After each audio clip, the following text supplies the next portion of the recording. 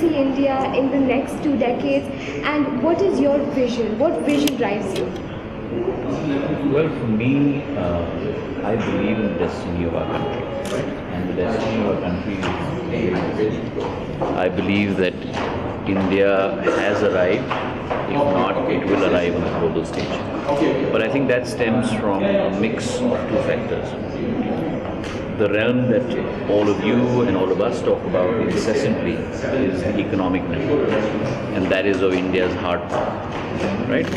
GDP growth rate of 6.5%, 7.5%, manufacturing, agriculture, services powering the economy, India growing to the world stage in terms of billion-dollar companies that it produces, entrepreneurial talent. But I think along with all of that, what is as important, if not more important, is India's soft power, our sanskar and sanskriti, right? Our ability to be able to embrace diversity, right? Embrace varied opinions and listen to people. May not agree with everyone, but agree to disagree, right? And that's India's capability.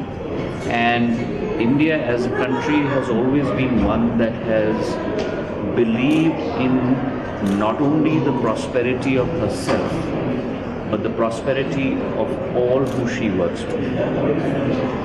Which is why it must always be a win-win game with whoever we engage in. So whether it's our foreign policy, whether it is our hard power, all of that must be based on a thesis of a win-win proposition for all parties concerned. Right? And that's what separates us from others. And if you catch my drift, you know who I'm referring to. Okay. So very few young educated people in India these days want to make their first foray into politics. So being a prominent icon for the Congress, what would your message be? So my message to not only them, but through you, to all of them, is that the foray does not necessarily and should not be politics.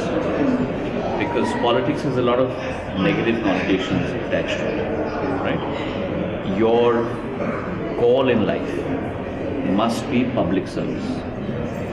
And Hindi में कहते हैं कि जीवन का लक्ष्य जनसेवा होना चाहिए और राजनीति केवल उस लक्ष्य की पूर्ति करने का एक माध्यम होना चाहिए. Politics must always be the means towards the end, not the end goal in itself.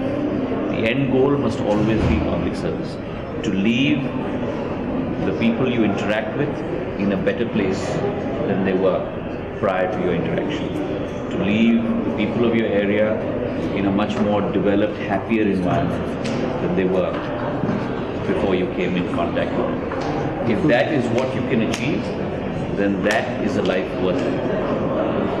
So my calling in life is not politics. My calling in life is public service.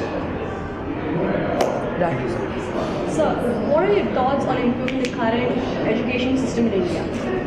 Okay. So what's the name of the school that you are at? Global Indian International School, right? So what do your teachers look for in you? Yeah. Creative spark. Excellence, Yeah. But today, when you go into college, one of the things they look at the most is what she talked about, which is grades. To me, grades are important, but what's more important is how has your institution impacted you in your foremost years. So what were you as an individual, a citizen, a human being prior to coming to this institution, and how have the faculty and people around you been able to impact your lives to make you a better human being? So it's not all about grades, even though that's one of the most important things that colleges look at in terms of admitting you, right? Which is why schools also have to look at not only holistic development, but what has been the impact of pedagogy and the teaching methods